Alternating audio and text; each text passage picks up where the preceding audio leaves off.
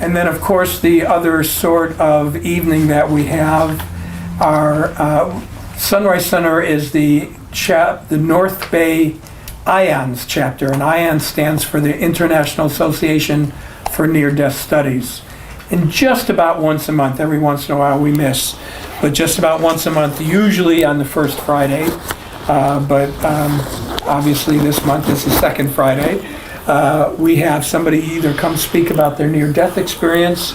Sometimes we have somebody who's a medium talk about their experience, or we're very delighted and special to have Terry Daniel with us tonight, who is the guide, or the founder and guide of the Afterlife Conference. And I'm not going to say much more because she'll tell you about herself in a moment, but we're delighted to have her and delighted to have you here. Thank you so much. Like that. Once again, welcome, and thank you. Terry. Thank you. Thank you, Rich. Hi, everybody. I am so happy that you're here. Rich, I think this is on, but we can't tell because it's only going into the, I don't know if you can tell, but I think I turned it on. Good turnout. Thank you all so much for coming. I have not had a near-death experience. For many IONS groups, and I've spoken to many of them around the country, it is a requirement for their speakers because the format is generally somebody gets up and talks about their near-death experience.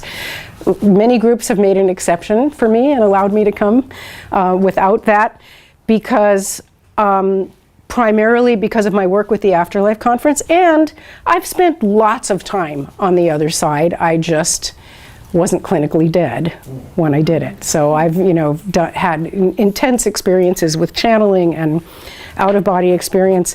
And I'm going to tell you just a little bit of background. I don't like to spend a lot of time talking about myself and my story, but because of this topic, I'm kind of sort of going to have to. A little bit about my backstory. I was raised with no religion of any kind, and I was fascinated by religion. My father had books on the bookshelf, this little set of books of Buddhism, Hinduism, Judaism, Christianity, and Islam. I read them when I was 12. There was a Krishna temple around the corner from my house in 1968. I went there every Sunday for their feast and Swami Bhaktivedanta, and when I was like 13. So I was always into spiritual stuff. I found out much later in my life that my grandmother and great-grandmother were psychic, and it all just kind of made sense to me that this is where I was supposed to be. I'm speeding through this really quick. When I was in my 40s, my 10-year-old son was diagnosed with a life-threatening illness, a rare metabolic disorder, and given 5 to 10 years to live. And I had spent so much time in metaphysics up to that point. I read the Tibetan Book of the Dead when I was 19. I read the Bible when I was 16 just because I wanted to. And so my response to it, other than what you would normally expect of shock and grief and sadness and misery that my kid was going to die, was also this other thing of like, wow, that's really interesting. That is really interesting. I wonder what this means. I wonder why he and I are together in this lifetime doing this bizarre, crazy thing. And that was about 99% of where my focus was. There was still the grief and the pain and loss and all that stuff. But I started looking at him and thinking, who are you? Who are you that came to me and brought me this? And what was our agreement together? And I very quickly learned that he knew much more about this plan than I did. And as his disease was progressing, I realized that a 10-year-old kid in America knows nothing about death other than what they see in movies and video games, and death is always violence and blood and people screaming and stuff. And I didn't want him to think that's what death was.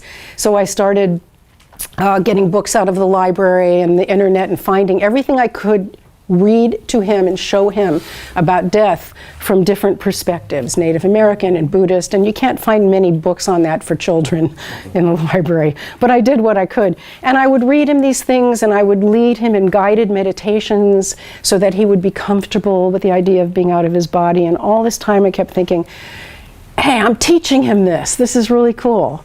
But I realized, of course, that he was the one who was teaching it to me. And I kind of sat at his feet as his student. When he died 12 years ago at age 16, he started talking to me 30 minutes after he died, very, very clearly. And I kind of knew this was going to happen because I had been developing a telepathic relationship with him in the last few years of his life as he was losing the ability to speak from his neurological issues. And 30 minutes after he died, I was laying on the bed with him holding his body, and I said, "Where are you?" And I said it just like that with a smile. Not like, "Oh, where are you?" It was like, "Where are you now? Can you tell me?" And boy, did he ever tell me. And it's been like that ever since. And so from there, I was just enamored with the process of dying. And I said, okay, and being with him as he breathed his last breaths, and I saw interesting things happening in the death process. How many of you have ever sat with a dying person? Almost everybody. How many of you have died yourselves? Okay. So when you're sitting with a dying person, you probably notice that their eyes do this thing where they're looking up but back, right? And he's the only person I ever knew that died. So it was, an interesting introduction to that. And so in my channeled conversations with him, I said, "What were your eyes doing?" Because that was really weird. I remember, it was like you were looking at something, but it was back there. And he said, "Oh yeah, that was the baby bird coming out of the egg thing." And I'm like, "What? What is that?" And he said, "I was like a baby bird coming out of an egg, but the egg was opening from the top, and little cracks were appearing, and I was looking at it because light was coming through. And I was so drawn to it that I just wanted to go up through those cracks." Oh, wow. And I thought, I must have read this somewhere. So I went online and I looked up everything I could find that might have sounded remotely like that to think of where I had that in my consciousness and my memory. I couldn't find it anywhere. I challenge you to find it. I would love to know where I stole that from, because I still think it's so amazing. I can't believe that I channeled it, but that was just the beginning. And I said, I want to be around this all the time. What should I do? Maybe I'll go back to school and be a nurse. And that way I can be with people when they're dying. But I didn't want to be a nurse. I knew that wasn't it. And eventually I figured out that I wanted to be a hospice volunteer. So I went and was a hospice volunteer. During that period, I started going to a lot of workshops and seminars on death, on Celtic death rituals, on Native American death rituals. I studied with all these wonderful teachers and did all this wonderful stuff, but it wasn't enough. I got addicted to this learning. And I said, okay, I'm a hospice volunteer, but as a volunteer, I am not allowed to talk to a patient or a family member about what I know spiritually. You get fired instantly for that. The only person who's actually allowed to talk to patients and family members about any of that are chaplains. So I decided I would be a chaplain. So I went to school and I got a degree in religious studies, because that's what you have to do to be a chaplain. And then I got to be a chaplain, and I did some internships in hospitals and got to be around lots and lots of death and grief and emergency rooms and all that kind of stuff. And then I realized I didn't want to be a chaplain because you have to be quiet when you're a chaplain. You have to listen. And I'm a much better talker than a listener. And I was great at sitting in the room with a grieving person or a dying person and just sitting there and just being where they are and letting them tell me where they are. But it was very hard for me not to teach and not to counsel, especially when people were having religious issues. And people would be saying, I just got diagnosed with 4th stage cancer. I'm really afraid to die because I've been a sinner all my life and I'm afraid to go to hell. And I am trained to respond to that a certain way. The real me says, there is no hell, don't be afraid, let me tell you what it's really like. Of course, I'm not allowed to do that. So what I'm supposed to do is turn it back on them and say, well, tell me about hell. Where did you first learn about that? And what do you think it is? And I'm supposed to get them to feed it back to me. So I quickly learned that I didn't want to be a chaplain. And then I realized that I wanted to be a teacher, because I'm kind of good at that and I kind of like it. So I went back to school, got a master's degree, and now I'm working on a doctorate, because to be a college teacher you have to have a doctorate. And I realized that my whole purpose in this whole thing, this is a long story and I apologize, is I want to teach young people, undergraduates, I want to teach courses in death, dying, and bereavement to young people, so that we can raise up a new generation of people that are not afraid of death. Amen. Thank you. Yes. Thank you.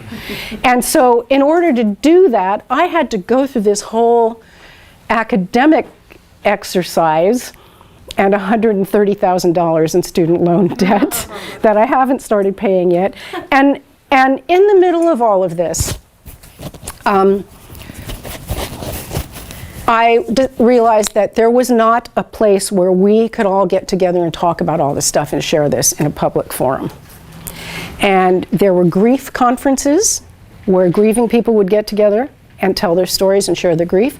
There were scientific conferences, but there was nothing that put them together. And that's when I decided to start the Afterlife Conference in 2010. So that's been going on for a few years now, and it's turned into this thing where we bring all of the teachings together. So the point of this conversation that I'm going to have with you tonight, and I'd like it to be like a conversation, so you can ask questions more like a seminar or a workshop, because I want to hear what you guys have to say, is where do we go next? And this is all based on, so Raymond Moody, you all know who he is, has spoken at my conference many times. And I was having a conversation with him once, and we were saying, aren't you tired of hearing NDE stories? How many have you heard? How many do we have in the record? 10,000? At least 20,000? And we hear them over and over, and they're all different. And what mostly we hear through IANS is American white person NDEs. So where do we need to go next? Besides hearing the same stories over and over again, obviously we have to go to multicultural, but this was the conversation that I had with Raymond. What are we going to do now? We can't just sit and keep compiling these stories forever. We have to take some kind of action. So that's the topic of this talk. Any comments before I'm good? And now, We need to find the action. yes, we need to find the action, and that's what we're going to do. Now, I don't normally use slides, but I wanted to with this, so bear with me because I don't really know what I'm doing with the slideshow. So, one of the first things I realized, and with the Afterlife Conference we realized this too, is the NDEs that we've heard about in American Judeo-Christian white middle-class culture have certain elements to them that are the same and certain that are different. But we know that a Hindu is probably not going to see Jesus. A Christian is probably not going to see the pantheon of Hindu gods. There's a whole different thing. There are two guys who've written books on this, and hopefully I can jump right over to this slide, that I want you to know their names, if you know them. Mark Mirabello, ever heard of him? And Gregory Shushan. So what these two guys have done is they've done research on near-death experience in cultures other than our own. And so Mark Mirabello, A Traveler's Guide to the Afterlife, is just an absolutely wonderful book. And I'll tell you some of the things that he found. I'm jumping all over, I'm not staying in sequence, but, That's okay. but what else is new? Where are Mark Mirabello's things? So what Mark came up with in his research is he looked in all these different cultures, and the bottom line of this is that what you experience in other dimensions is culturally subjective. And we know this from Melvin Morse's research with children in Closer to the Light, where he was a pediatrician and he had all these little kids under 5 years old, who were resuscitated. And some of them would come back and say, I saw Jesus, because they were indoctrinated to Jesus. Some would say, I saw Grandma. My favorite one was a kid who said, I flew into the sun and it hugged me.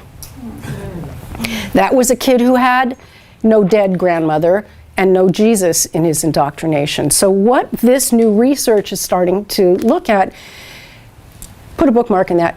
Because we have the internet, we have multicultural awareness like we have never had before. That we have never had before. You can go on Google and say, you know, what do the Zulu tribes think is in the afterlife? And you'll find tons of stuff. 30 years ago, we couldn't do this. So now this is coming into our awareness, and that's the kind of research that's happening here. So some of the stuff that Mark found that I just love is I can't even say the name of this tribe, but 11th century Jain. Are you familiar with the Jain religion? Yeah. They claim that a man who dies in the act of sexual intercourse will be reborn in the womb of his lover. That's beautiful. That makes total sense, right? And okay, let's look at a couple other ones. The Eskimos leave a skull of a bear they have killed face down at the place where it was slain. This, they believe, allows it to be reborn. You see a lot of this in indigenous cultures.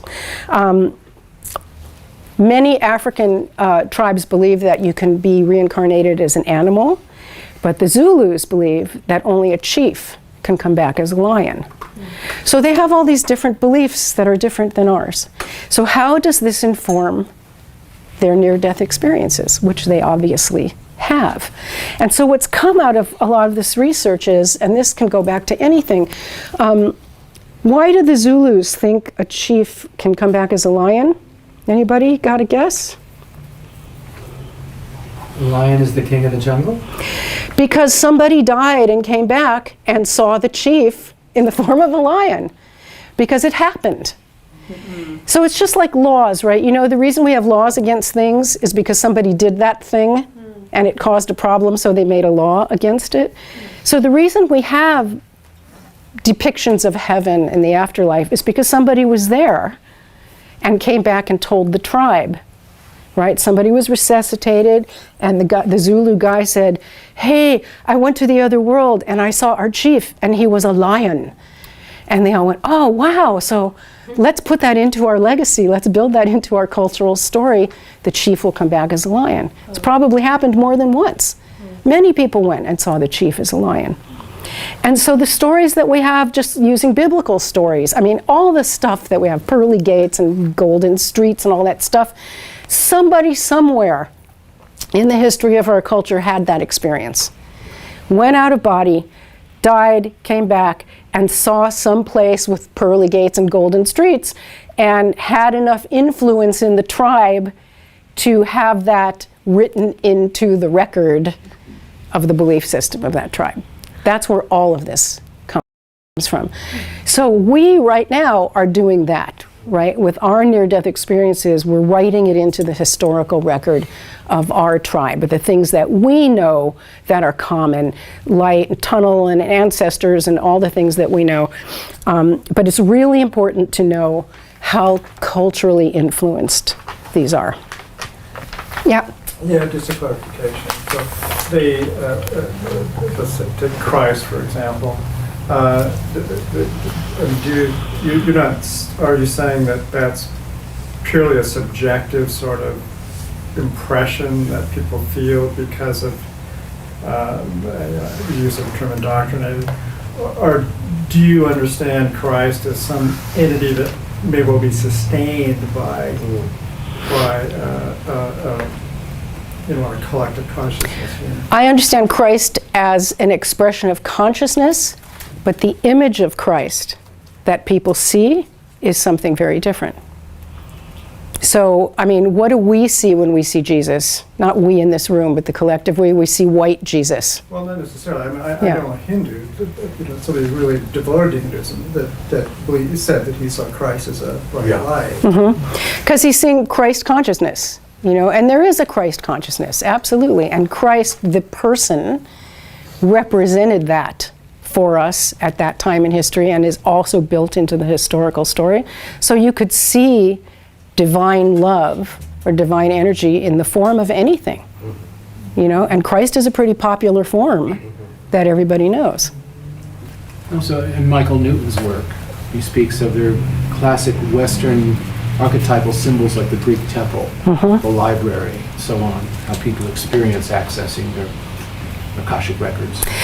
Yes. In this very conventional Earth-like form. Earth references, Earth subjective imagery. And if you guys... The collective. It's in the collective, yeah. You guys, anybody know Diane Goebel? Does that name ring a bell? So she wrote a couple books. In her NDE, she drowned. And in her NDE, she was in this like vertical tube of library books. Round and round and round. And she was shooting up through this tube, absorbing everything that was in all these books. And when she came out of the top is when her head came out of the water from her drowning. And that's a very Western thing, because the Zulu guy does not have a reference of library books like that. So for him, who knows what it looks like? You know, maybe he's under the ground with the hedgehogs or whatever reference that he has. So it's just important for us to remember as we go forward in this work that these are culturally influenced. Now, is there anything that's completely objective? Light, love, feeling of healing, and all of that? My opinion is yes, that would be objective and that would echo through everybody's experience. But I can't say that, I don't know, because you also carry the stuff that you've carried from your incarnation with you, right? Yeah. Well, that makes sense in the sense that what's most formless is the most objective. Yes. It's the least arbitrary. Nice. What's most, right, so the form. To the extent that anything that we can conceive of objectivity at all, at least in that part of the spectrum, seems less form, less controversial. Right, so what's formless? Light, love, spaciousness, floating, a sense of non-attachment to the physical world, to the attachments and the pains that you've carried with you, yeah. Yeah, I remember PMH Atwater talking about one person's experience where the longer they went, the more the cultural faces melded into just points of light, right. And points of love. Yes, and so this is what I say a lot. When you are flatlined and resuscitated, you go this far into the afterlife. You just step into the doorway and then whoop, you step out again. So all you're really seeing is just this first inch of something that's just endless. So we don't really know. And we do know, you know, that we carry our stuff with us because what we know about life reviews, and also if you look at the Tibetan Book of the Dead, you know, what they go through in their 49 days of bardo, facing their projections and their fears and their scars. So what we know is an inch of something that's infinite. Yeah. Just the lobby. The lobby, I call it the foyer, yeah. Well, in some NDE reports, people do report being, at least momentarily, for a very short time, experiencing the absolute. But then there's this bounce back, as opposed to afterlife communications, which generally come from a particular level, if you want to look at it. There seem to be reports of at least a momentary experience. And I think that depends on who we are and what we take with us. So if somebody in this room who's had a lot of experience with this kind of thing and has been studying this for a long time and has done deep meditation and out-of-body work, you're probably not going to be stuck so much in that entryway as hard as somebody who's absolutely steeped in some sort of doctrine. And so, you know, we're sort of ahead of the game that way. And the thing about after-death communication is if we can't get an accurate picture from reports of people who've been in the afterlife for 1 minute, where are we going to get that accurate picture from? The only place that I know to get it from is mediums, really good mediums, and from our own intentional out-of-body explorations and work with after-death communications. The thing about mediums is that the vast majority of people who go to a medium do not go to the medium and say, tell me all about the deepest realms of the afterlife. What they really say is, does my husband have a message for me? And that's pretty much all they want. And so we don't have a lot of good, this is a great research project for someone who would like to do it, is to get a bunch of great mediums and just ask them about the afterlife. No messages from loved ones, forget all that. What can you really tell me about what's way, way, way, way down in there? Didn't you do that with your son? Yeah, absolutely I did that with my son. What did you learn? What I learned from him, and again, I'm going to also say this is subjective to his experience and my experience, because he's talking to me in a language with images and symbols that I understand. And he showed me things like, and it's in my book, which is for sale over there. One of the first things that I remember was this garden. And there was this handsome, beautiful man in a tree picking fruit. And there was my son. And I said, who's that man? And he said, well, that's Arlen. He's been one of our guides for a really long time. And he was with us in a past life in Greece. He was one of our teachers in the Stoic movement. He told me this whole thing. And then I said to my son, you know, you look like a little 10-year-old boy, but sometimes I look at you and you look like you're 30. And he said, I will appear to you in an expression of whatever I'm learning. So sometimes when I'm in real baby learning mode here in heaven, I will look like a little child to you. And sometimes when I'm more in teaching mode, I will look like a monk. You know, and he told me that. I mean, he told me tons and tons of things. You know, he showed me this place that he called the Healing Garden, and he just gave me this whole story of there's a man sitting on a bench, and he is sitting there with this man, and he's telling me this man on earth is in a hospital bed right now, really, really sick and dying, and he's not sure if he wants to stay or go. And so I'm here and I can talk to his soul here in this healing garden and helping the man to decide if he wants to heal, if he wants to die, whatever he wants to do. And then the man goes back, wakes up out of his coma or not, or whatever. And so that kind of healing goes on with healers and guides. So he told me tons of stuff like that. Now, if we were Zulus, he might have shown me something completely different. In what form do you hear him? Well, it's changed. It's changed over time. It's not like it was. And this is something that used to really bother me, because in the beginning, I could talk to him just like I'm talking to you right now. I mean, he would be sitting in the seat in the car next to me when I was driving. It was just, You just felt him. I just felt him. But he would tell me things. He would like unfurl scrolls of information to where I'd have to pull over the car. I used to keep a tape recorder with me because it would just come so fast. And that's the content of my first 2 books. Picked up his voice on tape? Oh no, that was my voice recording what he was saying to me, because it was coming so fast I couldn't write it down.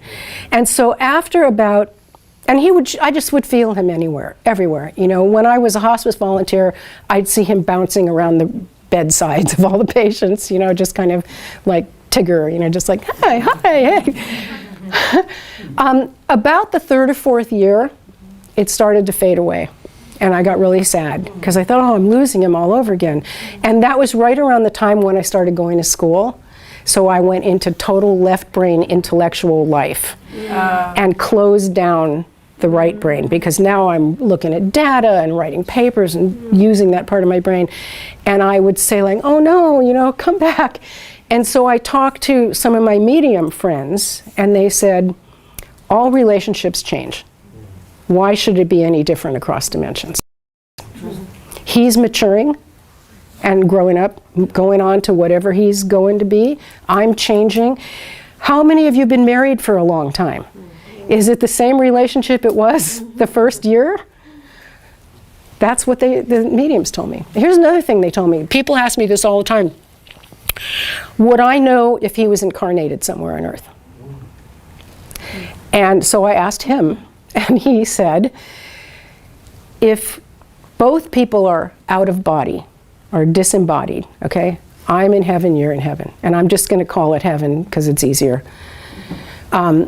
Then we don't have these dense bodies and the egos and all the baggage and all the stuff to block the communication. So if 2 people are dead, they have a pretty clear conduit. If one person is physical and the other person isn't, in this case me, the physical person, I'm just under this big dense bag of meat, and I've got all my thoughts and crap and fear in the way, and I can't, well, in this case both of us are physical if he's incarnated, so we can't connect as well because we're both in the illusion of the three-dimensional world, you know? There's another thing that I've been learning recently about having a body. It gives an illusion of kind of simplicity or unity that makes it harder to understand the sort of inner community that we are. We have, you know, the inner critic and the inner child and all that. You can break it down psychologically. And as you say, with your son who can manifest in different stages of his development and his path and so on, you look at someone in a body and there's just like this one thing. It's one thing. It's this illusion of unity. Yeah. And it's not real unity on this level either. Yeah, I mean, you know, and you know, this brings up so many questions of like, you know, why do we have bodies? Yeah. You know, how many of you have read the Tibetan Book of the Dead? It's really good stuff. You know, it explained birth and death so perfectly to me when I read it when I was young. And, you know, basically what happens is you die and the priest sits next to the body and for 49 days he reads this book to you and he guides your soul through their vision of the afterlife, which goes beyond just the doorway.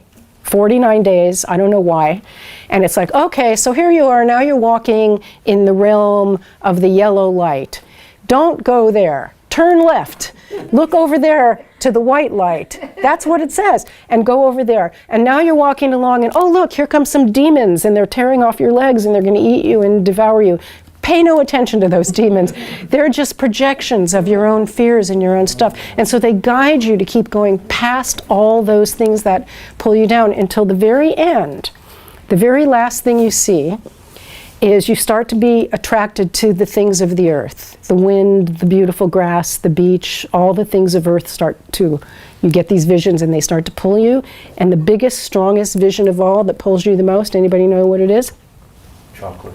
Sex. On chocolate. It's what? Sex. You start to, this is what it says. You start to see visions of people having sex. Two particular people, a male and female. And you go, ooh, that looks like fun. That's really drawing me. And you jump in. And that's how you get conceived. Isn't that amazing? That happens after the bardo. Yes, that's the end. At the end of the That's the end. Yeah, that's how you come in. Now, you know, you don't have to. That's a bit weird because sometimes pregnancies happen when there's force involved and body. Right, but someone who's born from that pregnancy is there for a reason. Right? And this is where we get this very pop idea now of how we pick our parents. Yeah. And so the rape is also us picking our parents and picking the life that we're going to have as a child born from rape or whatever it is. And this is a very hard thing for people to wrap their heads around. So another thing that I learned from my communications with my son was, I said, okay, so you were this kid with this terrible disease and you were severely disabled and, you know, why didn't you come to Earth as a perfect human being? You know, why all this misery? And he said, well, it's like this. It's like you're sitting around in the interlife, which is Michael, oh, why am I blanking on his name? Newton, thank you. Michael Newton's term. It's not an afterlife, it's an interlife, the life between lives. And in the interlife, you're sitting there around this big conference table with all your friends, and you're kind of planning what you're going to do next. And so I'm sitting there at the conference table saying, well, you know, I think I'd really like to be a religious scholar and a spiritual teacher. And here's this other little soul going, oh, okay, I can help you with that. I'll come in and I'll be your kid with this disease and you'll learn about caregiving and death and you'll be a hospice, blah, blah, blah, blah. And we make the plan and we pop in to incarnation. Now, we don't remember making this plan. And I could never say this to a group of grieving parents because they would kill me. Yes. But I can say it to you because... What are your thoughts about, oh, sorry. What are your thoughts about like there's certain people I do not want to come back with? In any form? Those are the ones you're probably going to come back with. Because those, I mean, you know, because those are the teachers, you know, the people who've hurt you the most. If your intention is to grow, that's who you pick. You pick a disabled body. Do you guys remember the boy in the bubble? Yeah. So in 1974, before I was into any of this stuff, I was 21 and I was watching TV and I saw a news report about this. And does anybody not know what that is? Everybody knows. And so here was this kid who lived in this bubble because he had this immune thing. And I remember thinking, I mean, I did know about souls, I guess, then. And I said, why would a soul pick that body? And I immediately knew that it was because that soul said, I'm going to be born this time with no ego at all.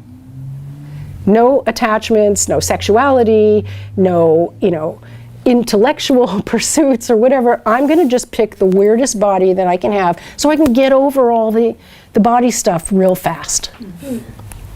Yeah. A lot of this is really new to me. I'm definitely kind of newborn with all of this conceptual stuff. But when you speak about this to people who may have physical challenges, or other people who have had, you know, the NDE, and I hear you say things like that, you know, that your story, it's really kind of a subjective thing. And it may not be this absolute truth. How do people generally react? I would think that, you know, some people would get really Some people do. upset. I get hate mail once in a while, mostly from rabbis. Seriously. What you're saying. Yeah. But at the same time, I can see somebody who was born, you know, I have, you know, some of the people who I'm closest to have been born with really severe disabilities, and I don't think a single one of them would say, you know, yeah, this is a life I chose. No, they wouldn't, but some of them would. I also know lots of people with severe disabilities who do say that because they've been on a spiritual path and they've looked at it this way. So, you know, I'm very careful what audiences I say which things to, of course. But, like, I will say sometimes that, let's say there's a terrible accident. A car sideswipes you, you're paralyzed.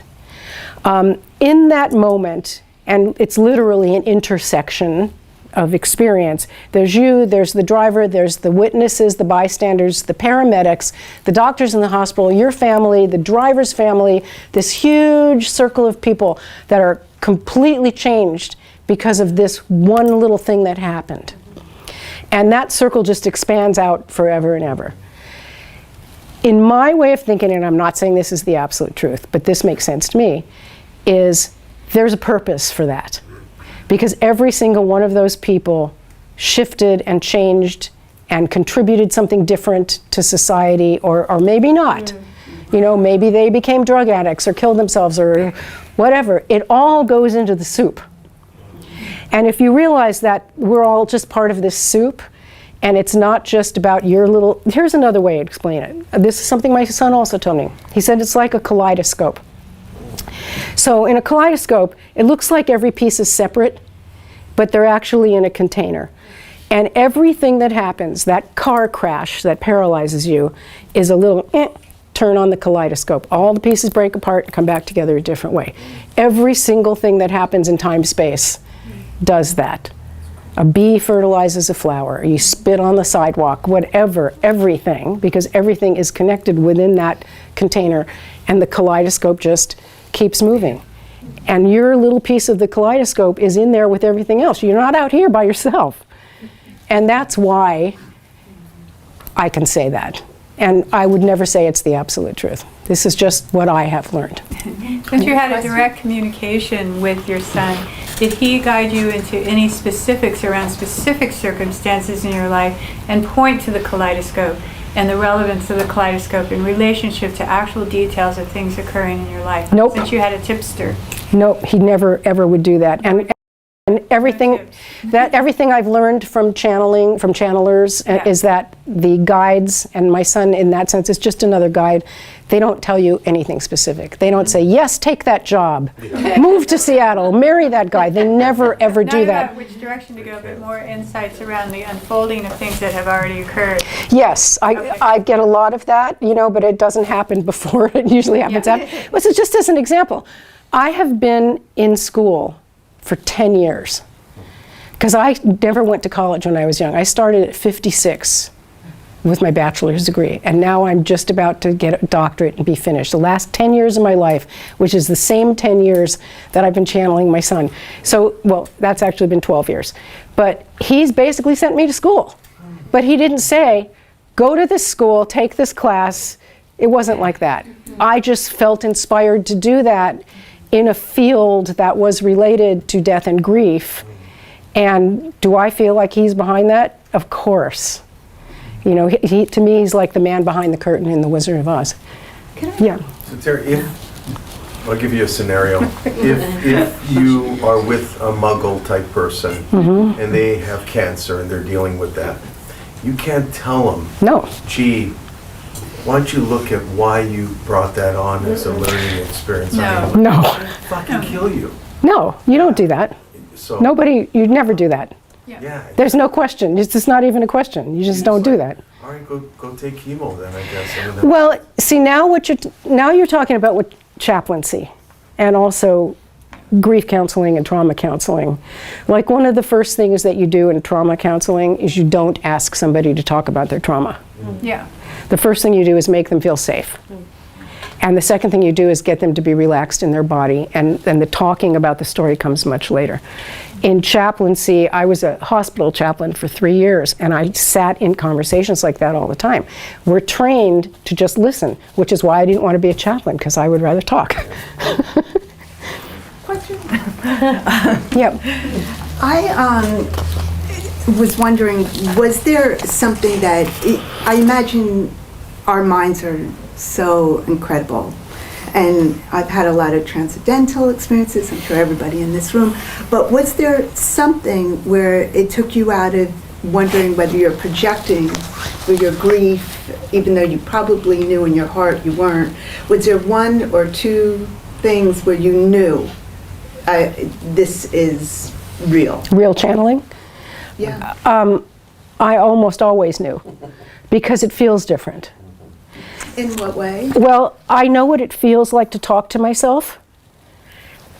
Something happens. I mean, you almost get, I don't want to say possessed, but it's different. It's not yourself. I don't know how to explain it. It doesn't feel like you. Could you try? Only because I've had these experiences myself, so you're so sure. And I've had mind experiences that also felt different sensations, and so. Well, here's an interesting thing. So somebody would say, well, how do you know that's not your imagination?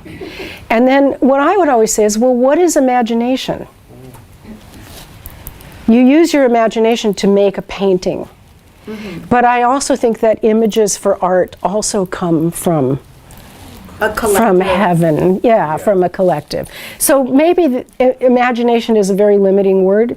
So yeah, it's your imagination. It's coming through a conduit of some kind. So if you're sitting there receiving messages and having visions and whatever, why not believe it? Why not? Now, if you're hearing voices that say, go get a gun and shoot the little kids at the school, why is that different? And that's creepy and scary to even think about. So I would say to you, believe all your visions and trust it. But if your vision was to shoot some kids at a school, I wouldn't say that. I don't know what I would say. Because I don't even know what that is. I can't even touch that. That's like so beyond anything I can think about. Yeah. I'm asking this question from having had two experiences. One was of meeting and shaking the hand of a man who I later found out had been dead for 2 years. And I've also heard stories of materializations. This is before I'd heard any of those stories. I've also had that experience of, it's actually my late partner who passed in 2007, of standing next to me. And I couldn't see her physically, but She was there. There was no question about it. And without going into a lot of details, have you looked into these sort of degrees of being able to project and manifest physically for whatever reason? And do you believe they're important in terms of our understanding? Or I think they're important for some people. You know, like we were talking about before, about the soul phone. You know, personally, I never felt the need for that, because I could feel it so strongly energetically that I never felt like, boy, I wish I could see a materialization. I think for me personally, it wasn't necessary because I completely trusted the process without that. But I think some people need to have that, and will get that because that's what they need to have. But manifestations happen in different ways. As you know, it's like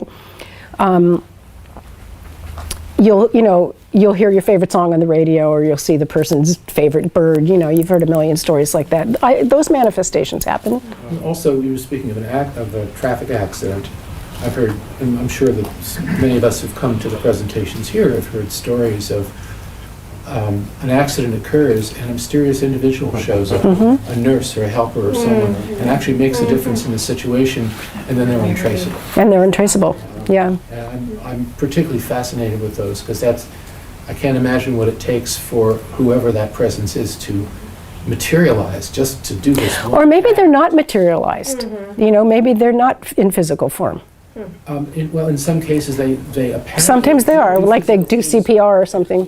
Yep. People from a car, whatever it is. Yeah. Well, I think we certainly have the capability to do that. I don't think we're evolved enough to understand how that works, but we're hopefully getting there, you know? Yeah. I want to go back to what you were saying a moment ago about, well, what if you heard a voice saying, go shoot somebody at the school or something? And I think a part of this that is important to address is that while many people go into the light and they continue their evolutionary process, some people get stuck.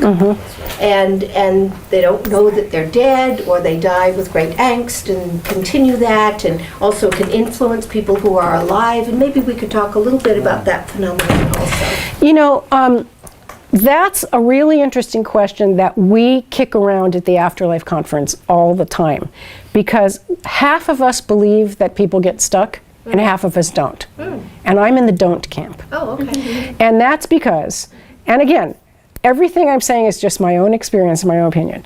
And I argue this with shamans and mediums all the time. What do we mean by stuck? Well, that's a good question. So what some people, like, you've heard of rescue mediums?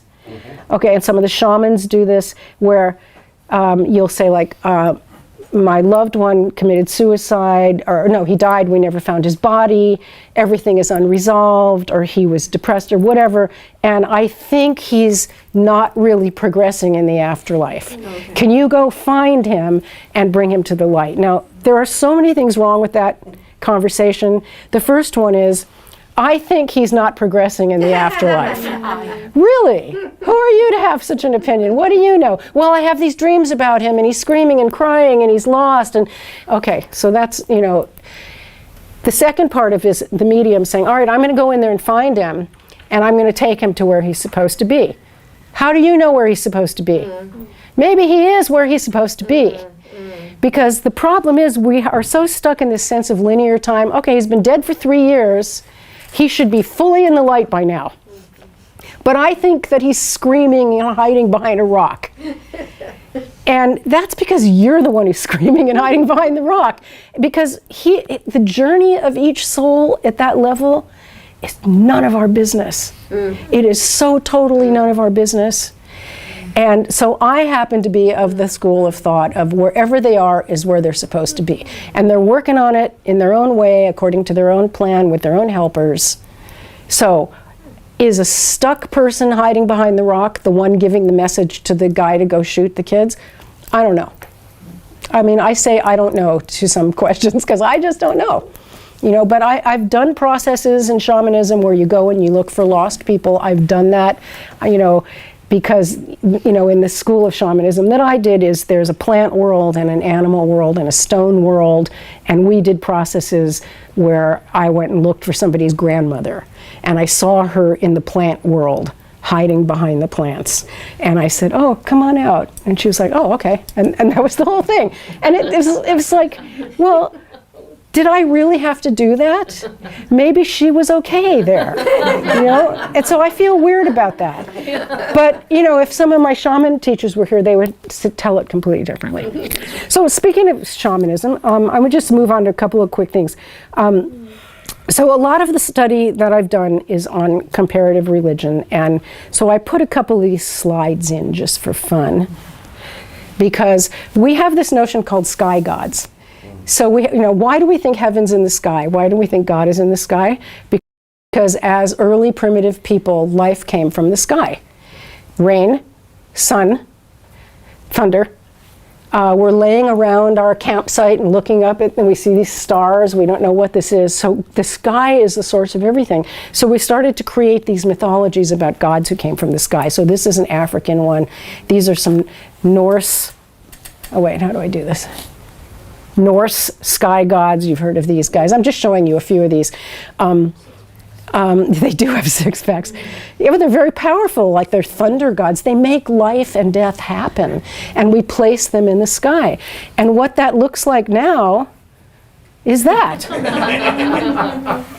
So that's God in the sky, controlling everything. And of course, then we have Santa Claus, who is the ultimate sky god, who comes down the chimney, which is a conduit from the sky to the earth.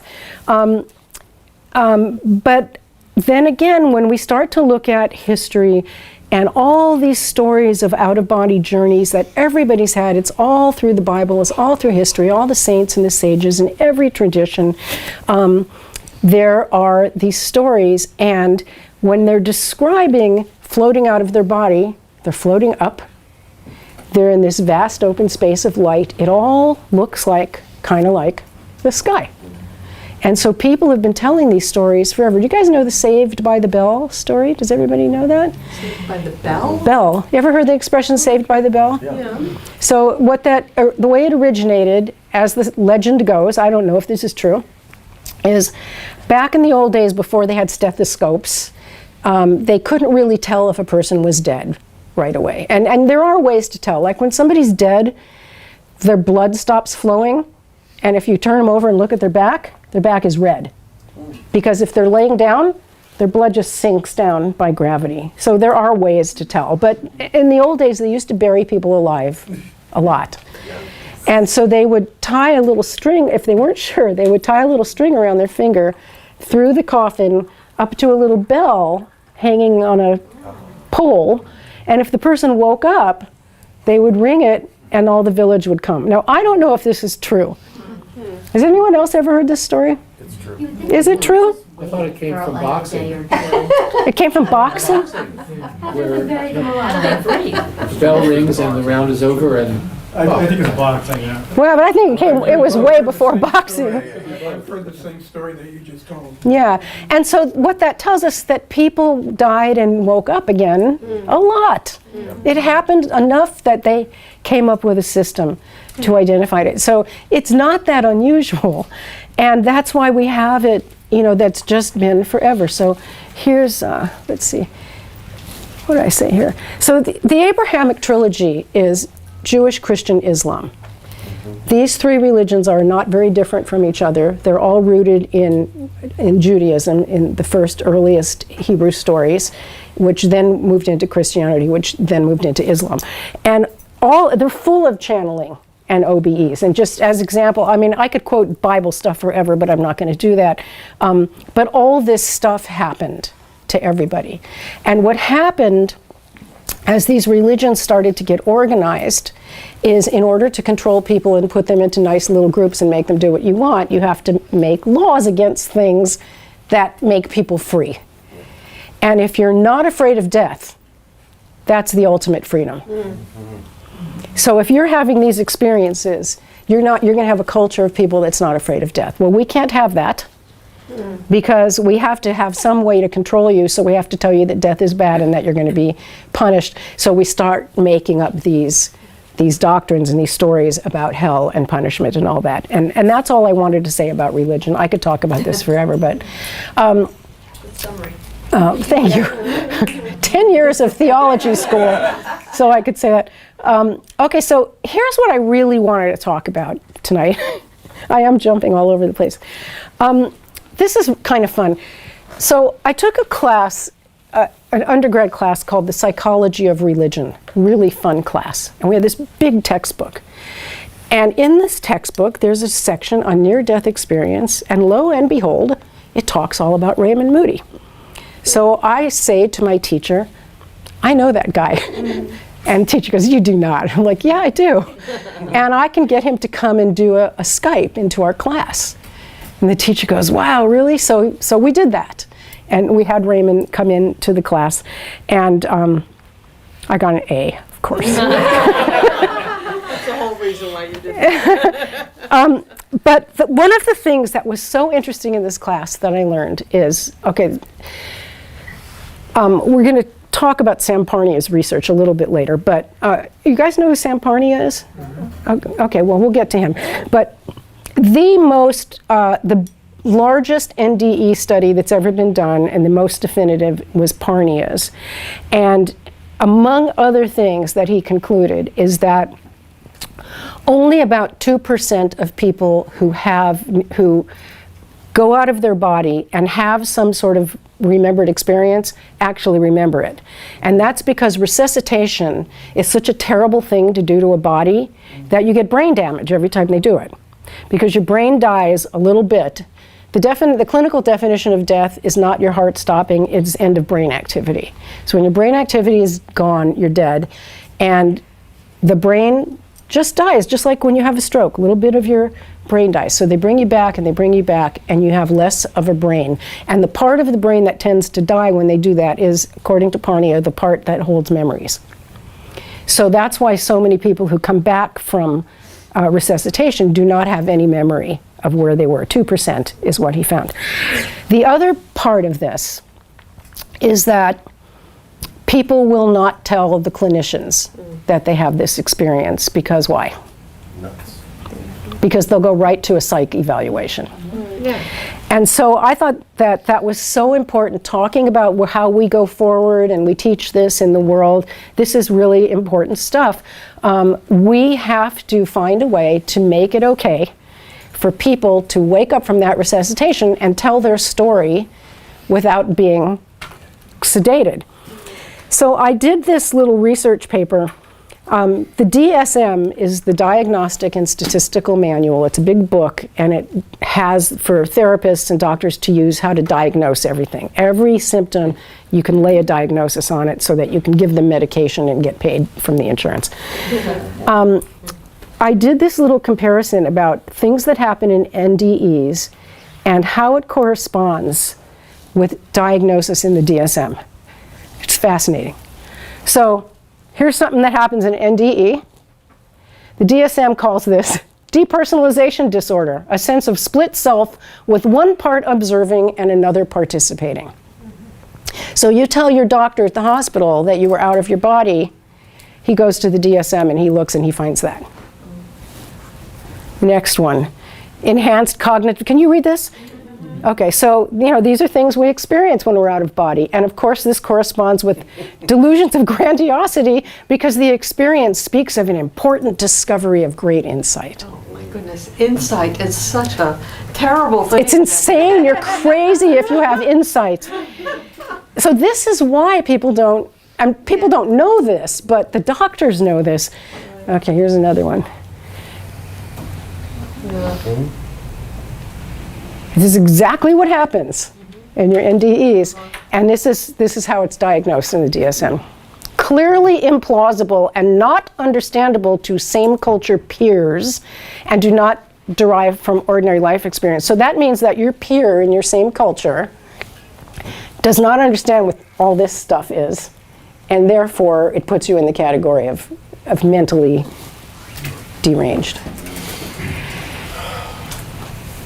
Encountering a non-ordinary realm inhabited by post-mortem others, that means your dead friends, relatives, friends, animals, and beings, and like visual hallucinations. And this is fun, the last one, telepathic communications with other beings, auditory, So I should be in the loony bin locked up in deep freeze, and all of us, most of us. And so, and here's the little caveat is that you still function like a normal person. Your functioning's not impaired, your behavior's not bizarre, your hallucinations don't interrupt your life or cause you to do crazy things. And it's not attributable to a physiological condition like brain damage. So that's what we're dealing with in the medical establishment. Wow. Yeah, I thought you guys would like that. Okay, so now I want to talk about, and feel free. They would diagnose that as schizoid or? Well, it could be schizoid affective disorder. There's a bunch of them, okay. But these are called the diagnostic criteria, right. And so depends. They could be looking at major depression. It depends what they're looking for. So in each section, you would see these, and if you have, depending what it is, 3 or more of the criteria, then they can diagnose you. And they will send you, I've worked in a hospital, I've seen this happen, they will send you for a psych evaluation. One of the things that happened to me when I was a chaplain and I was on call in the ER, some young people brought their friend in from partying out there at night, and he was this young man about 30, and his friends said, there's something wrong with him. He just all of a sudden started talking about that Jesus was with him and Jesus was talking to him. He wasn't on any drugs. We did a talk screen, no drugs. Just out of the blue with his friends. Do you guys see Jesus? He's right here. How come you don't see him? Jesus, what? What are you saying? You're talking to me? And he just totally went into this thing. So he came into the ER, and I was the chaplain. And I completely believed him. And I loved this kid. And he was saying these brilliant things, and it was, and I just fell in love with him. I was like sitting at his feet. And so then it came time for the doctors to come and examine him, and he said to me, will you stay in the room with me? He wouldn't let me leave because he could feel that I supported him. Of course they sent him to the psych ward, and I don't know what happened to him after that. But when I did my chaplaincy training, we would have to go on Sundays to the psych department and do Sunday morning religious services for them.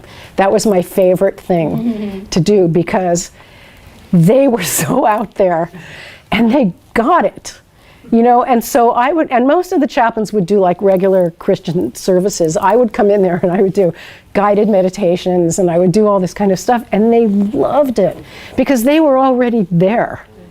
So they felt so supported and so comfortable. Anyway, What did your medical colleagues think of you? Well, they gave me the certification to be a chaplain, so I guess they thought I was. It's funny. In my group, I had an Episcopal priest, a couple of Lutheran ministers. I can't remember the other people. They knew I was different. And my education, I did my bachelor's in a Catholic college, my master's in a Jesuit college, and my doctorate now at a Presbyterian seminary. And the only reason I'm there is because the particular kinds of degrees and training I'm looking for, that's where you get them. I mean, you could go to Harvard Divinity and get that too, but around here where I live, where I wanted to be, that's what I had to do. So I've been around those people for years. And my professors say things like when they write an evaluation, it was wonderful having Terry in the class. Her perspective is very refreshing. What I think is sometimes people just don't really want to come to terms with is people who then are very religious and read the Bible and they believe in the stories of the Bible. And I just, as a mental health professional, I look at some of the stories and I say, you know what? The only difference between a prophet and somebody with schizophrenia is the fear. The environment and the cultural context. Yeah. Every single person that is in the Bible that has been called a prophet would have been in the psychiatric. That is absolutely true. And if you look at the DSM, and you look at the diagnostic criteria for, I don't know what, schizoid affective disorder or something, it has things like, they don't dress appropriately for the weather. They'll walk around barefoot in the snow. St. Francis was famous for doing that. They talk to imaginary people. They socially isolate from their families. They'll leave their families and communities and go off in isolation. Well, all the saints and the sages did that. I mean, it's really interesting to read some of those diagnostic criteria and think of all the biblical and spiritual heroes that you know, many of whom had NDEs, like Julian of Norwich was this mystic woman who lived in a 10 by 10 cell for her entire life and just did nothing but leave her body and have visions. Teresa of Avila. These, I mean, if you study these early Christian mystics, the desert mothers and the desert fathers, that's all they did. And these are the people that the Christian faith is supposed to worship and look to, but being a Christian and the organized church are two completely different things. Yeah. Terry, do you guys have breakout sessions on Swedenborg or any of that? We haven't at the conference had one on Swedenborg, but we would. You know all about him. I don't know all about him, but I know about him. Yeah, and I would love to have a session on him. Yeah. A question, okay, near-death experience. I've had panic attacks that almost feel like near-death experiences because I feel outside. And I didn't know if you had any comments on research on that, because you were talking about disassociation. Like, I've definitely felt that, and I think a lot of it has to do with fear of the construct that I've grown up in. Christian construct, which I believe a lot of the teaching, but then some of it I feel has been, I don't know, I'm just working through that, but I don't know if I make sense. Did you grow up Catholic? No. Christian? No. So one of the things that you're taught in we'll call it institutional Christianity, is that, and this is mostly Catholic, is that you're not supposed to explore those realms by yourself. You let the Bible do it for you, you let the priest do it for you. You do not, meditation is bad because you're not supposed to go there. That's a scary place where you have no control, and we're scared of that. So a lot of that is fear. So when you're having a panic attack, you are sort of dissociating. And what you learn in trauma counseling is what I would do with you with your panic attack is, I was just telling you this earlier, like the theory of trauma healing now is that trauma is not emotional, it's 100% physiological because it's stuck in your body. And so the way you work with trauma now is completely starting with body work. And so the first thing you do is you get yourself to relax. So this is just something I recently learned. So I would say to you right now, are you 100% safe right now? What would you say? I would say, in my heart of hearts, yes. But I think because of things going on in my life, I feel very out of control of certain circumstances. Are you 100% safe right now? Never. Interesting. Okay. See, this was hard for me to learn too. Yeah. And the answer to it is, if you don't use shoulds or coulds, like, well, I'm 100% right now, but there could be an earthquake, or the ceiling could cave in. And so I would keep saying, are you 100% safe right now? And when I mean right now, I mean in the second that just passed. And so what that process does is it shows you that there is a space, fleeting though it may be, where you're 100% safe. And a traumatized person isn't aware that such a space exists because they feel never safe. But aren't you saying, and in saying that, isn't that saying, were you 100% safe 1 second ago? Yeah, but now another second has gone by. Because that's the present, that's what present time is like. Are you 100% safe right now? Yes. Are you 100% safe right now? Yes. 1 second at a time. You experience 1 second at a time of being 100% safe, you start to learn what it feels like to feel safe. And that's what panic attacks are, is you don't know that space of safety, so we try to teach that to you. How much time do I have, Rich? We're scheduled to go to 9:30. Okay. Okay, so now I want to talk about research. You know those guys, Melvin Morse and Raymond Moody. So these this is what they look like now. They started out a lot younger. And Raymond Moody wrote a book, Life After Life. Melvin Morse, the pediatrician, closer. Does anybody not know who these guys are? Or do you all know? Okay. So they started something absolutely amazing. Because of them, we are here today. And their research was absolutely mind-blowing and phenomenal. Their books became mainstream popular bestsellers. Raymond Moody coined the term near-death experience. He made that up. That was 40-something years ago. For various reasons, both of those men stopped doing that research a long time ago, and didn't really stay in the game and stay current and keep adding new stuff. Sometimes that happens when you have a best-selling book.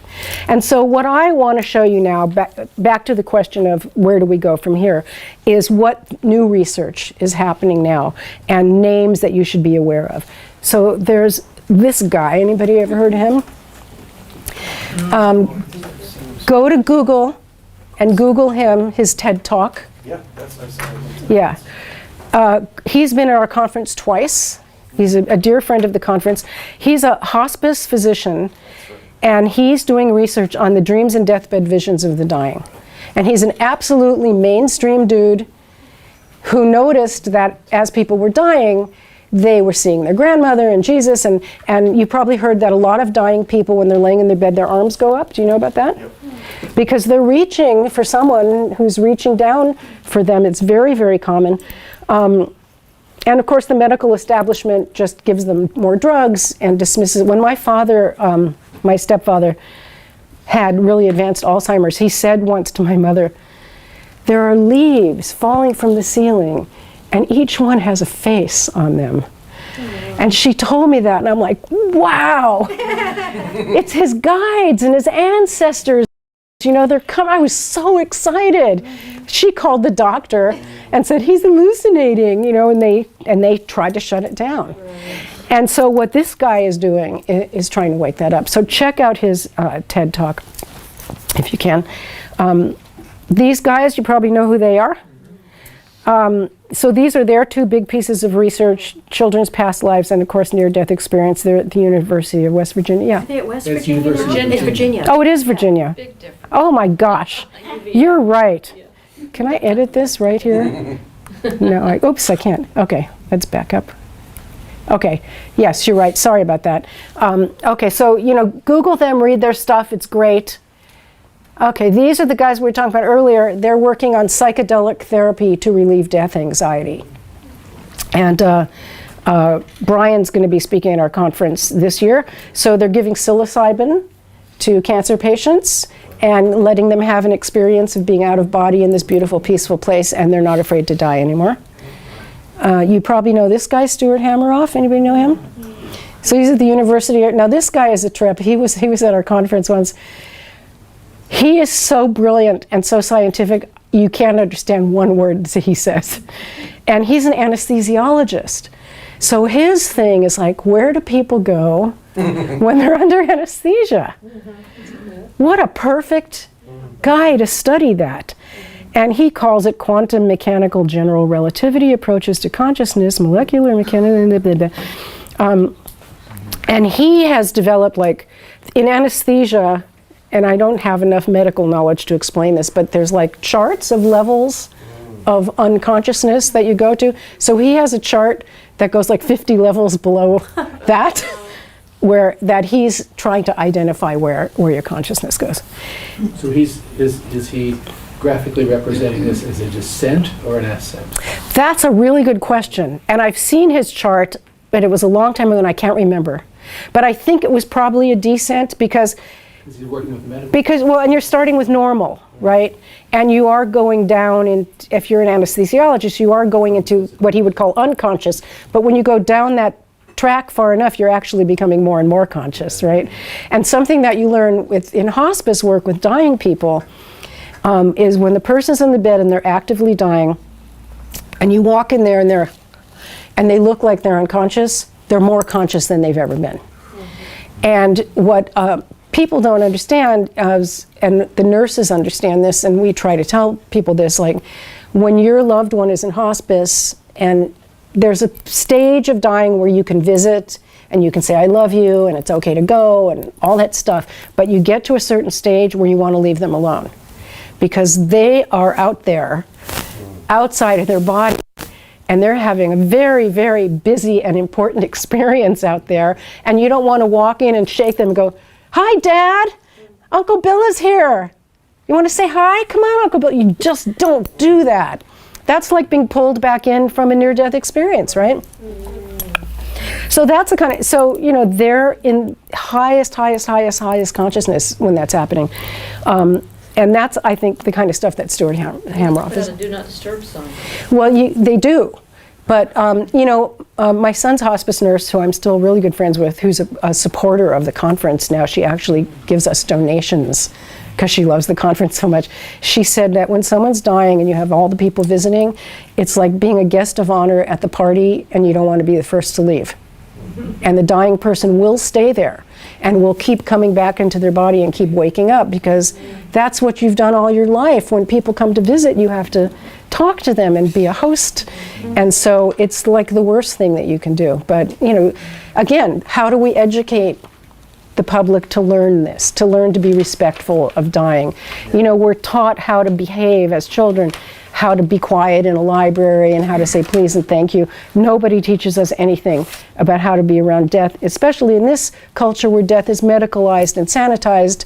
I mean, you know, I never saw a dead person until my grandmother died, and the second dead person I ever saw was my son. And that was age like 39 and then 54. That was my entire experience to a dead body. That's how it is for most people in America. Terry, how do you live in this world knowing so much about that side? How do you just go shopping and stuff? Doesn't that just like bullshit? Yeah, I don't know. Well, you know, so you can't, it's hard to contain. For me personally, that's why I went to school and got all this education to become a teacher so that I don't have to contain it. I can give it to you. And you write books and you share it, I think, you know, but maybe not everybody can write a book or be a teacher. So your question is really, how do you contain it? And if you don't have tools for containing it, you will have panic attacks. So we have to learn healing tools and this is a great question. So this is why we need meditation, ritual and ceremony, stuff to process that energy, because if you're just letting that energy just sit there in you, you will get sick or you will get psychotic.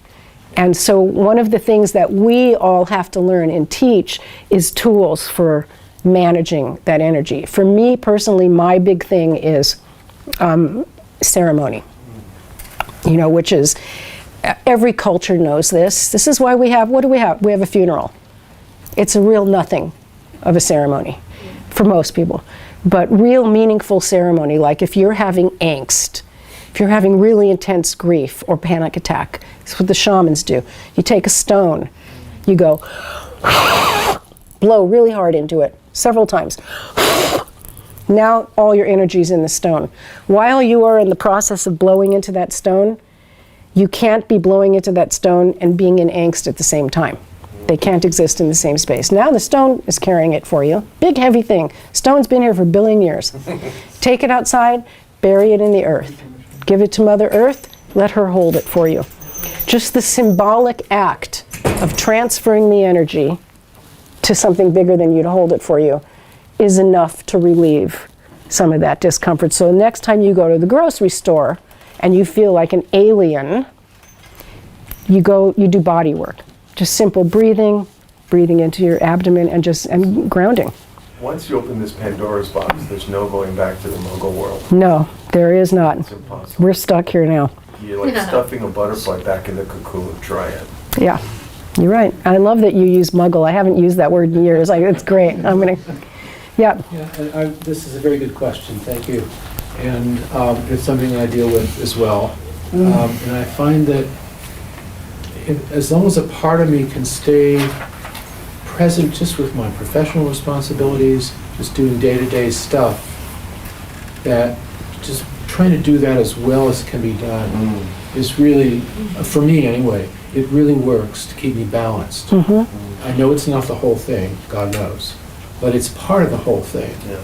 And this is, I didn't want to get into this, but I'm working on a book right now, and one of the things, it's called, What's This About an Afterlife? Is the title.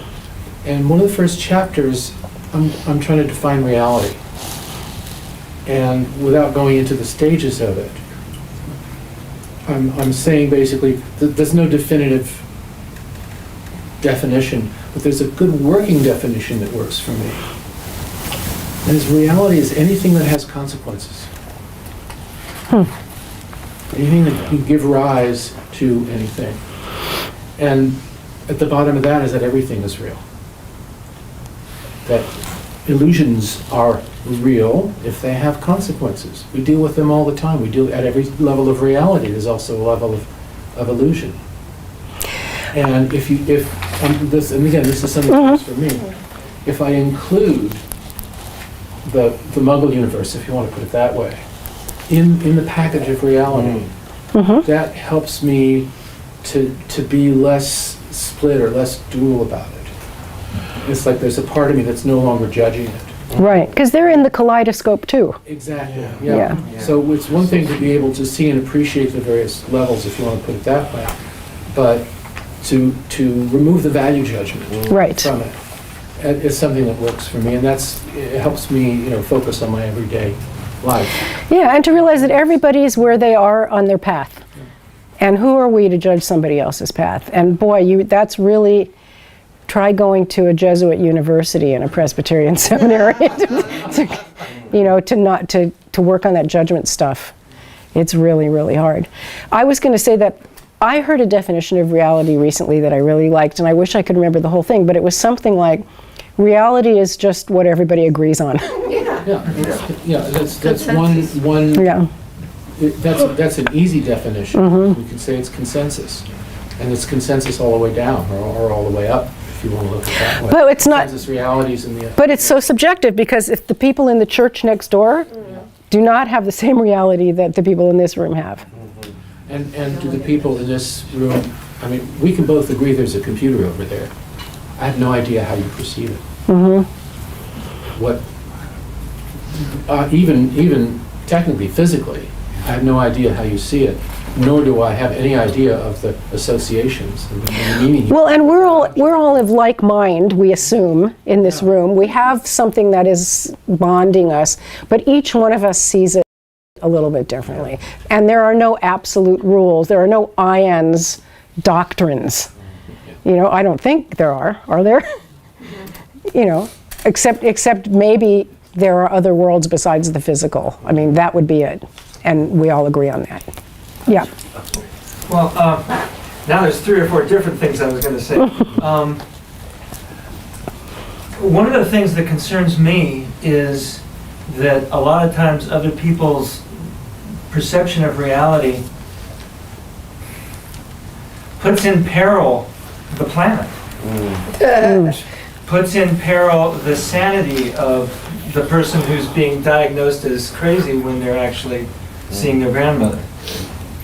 And I was attracted to coming here partly by the kind of activist tone of it, like, what are we going to do about this? And I'm wondering, there's kind of 2 different philosophies, and it's actually, I think, a continuum, a spectrum, and it's walking a fine line, but I was always raised to believe, since nobody's going to hell, it doesn't matter what they believe.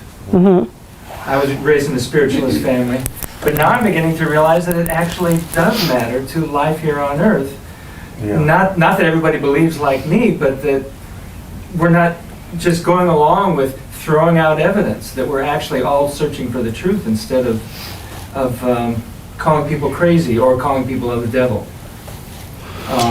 Well, the good news is that calling people of the devil, that whole thing is disappearing from America. Really? Yes. I was actually going to bring a whole shitload of statistics about this, but I didn't. The trend now, if you look at the Pew, PEW research studies on religion, the religious landscape of America, The millennials are the least religious generation that's ever been studied. Church attendance is down everywhere. So we are making a difference. I think because of the multicultural exposure that we have because of the internet. We're seeing other ways of thinking that we did not have access to 30, 40 years ago. But then the other part of the equation is, part of the difference is this materialist science. There's an awful lot of people, atheism has always been a very small percentage of the population, but it is growing, I think, among millennials, as opposed to open-minded spirituality or... Actually, that's not true. Atheism is growing, but now we have SBNR, spiritual but not religious. That is now a thing. However, I remember going to something called the Spiritual Progressives, and I started letting down my hair and saying, what I believed in, and they all looked at me like I was crazy. And it turns out they were all scientific materialists, and calling themselves spiritual, and what it means really is ethics and the awe and wonder of a random universe that... Right, that sounds like humanists. The humanists are like that. They call it spiritual because... Right. There's something called spiritual humanism, and that's exactly what you're talking about. And it's just what you said. Yeah. I have a question. You had, I agree, I love the activism you started. Yeah, we're going to get there. And I was wondering, actually, no, you did, when you talked about how somebody could be diagnosed as, say, borderline, schizophrenic, and you were saying that you had made something like did you say that, or did I misunderstand that you had actually compiled something to separate this confusion that doctors and... No, I didn't compile. What I did is the little charts that you were looking at. Okay. I don't have the skill to separate that confusion. I'm really interested in that. I think you're so right, that people have these amazing experiences and so we are living in a very tangible, three-dimensional world, and we could talk the talk, but we do need some level ground to talk to each other. And I'm just wondering, that's just such a beautiful question. I know that, and I do think things are changing. I think Elizabeth Kubler, just hospice itself is changing. It wouldn't exist if there wasn't change of our beliefs about dying and allowing that to happen. So it's happening.